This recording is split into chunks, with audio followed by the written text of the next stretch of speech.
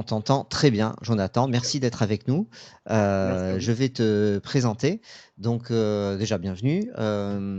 Fais partie des 400 créanciers des Girondins de Bordeaux. Alors, je vais te poser une première question. Peux-tu nous dire quel était ton rôle au club, puisque tu collaborais avec le club, et depuis quand tu exerçais ce rôle-là? Oui, bah, tout à fait. Je travaillais en fait, aux Girondins de Bordeaux dans la cellule de recrutement du centre de formation, donc avec monsieur Stopira Yannick et Patrick Battiston et du coup, je travaillais depuis 2013, donc ça faisait 11 saisons jusqu'à septembre dernier. D'accord. Et qu'est-ce que tu faisais? Quel était ton rôle?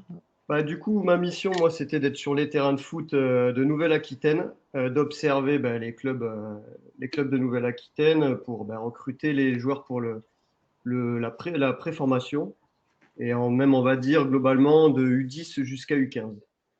Donc, j'étais là D'accord. aussi pour observer, pour faire les rapports, pour identifier, pour fidéliser aussi, surtout.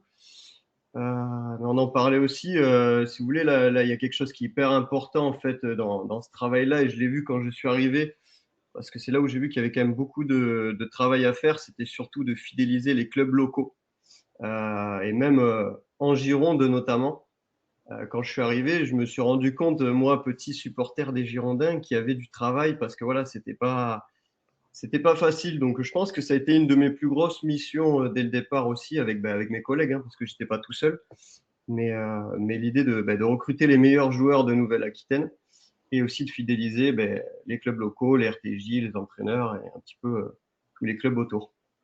D'accord. Et donc, tu n'étais pas salarié, tu travaillais, tu faisais ça en plus dans l'emploi que tu avais, Ouais, et, c'est ça. tu facturais ta prestation au club. C'est comme ça que ça fonctionnait. Exactement. Ouais, ouais, c'est ça. En fait, la première année, c'était un petit peu tendancieux. Après, il y a eu l'URSSAF qui est un petit peu arrivé dans tout ça. Donc, du coup, moi, je me suis mis auto-entrepreneur et du coup, ouais, j'ai fait ça pendant plus de 10 ans, donc déclaré à l'URSSAF un petit peu tout ça. Ce qui a fait que là, les 6 derniers mois ont été compliqués par rapport à ça, quoi. Donc, tu fais partie des créanciers parce que tu as exercé ce rôle-là jusqu'à quand à Bordeaux? Jusqu'à officiellement, jusqu'à juin ou parce que oui, oui, jusqu'à juin 2024. D'accord, donc à la Donc, fermeture du centre de formation exactement, et la perte du statut pro. c'est ça. Voilà, et on peut savoir, donc toi, tu fais partie des créanciers, donc tu as des factures, c'est-à-dire que tu as fait un travail pour le club et tu n'as pas Oui. été réglé de ces factures. Quel est le montant de ces factures? Tu peux nous le dire? Oui, moi, en fait, ce qu'a déclaré l'administrateur, hein, eux, ils m'ont envoyé 2 662,83 €.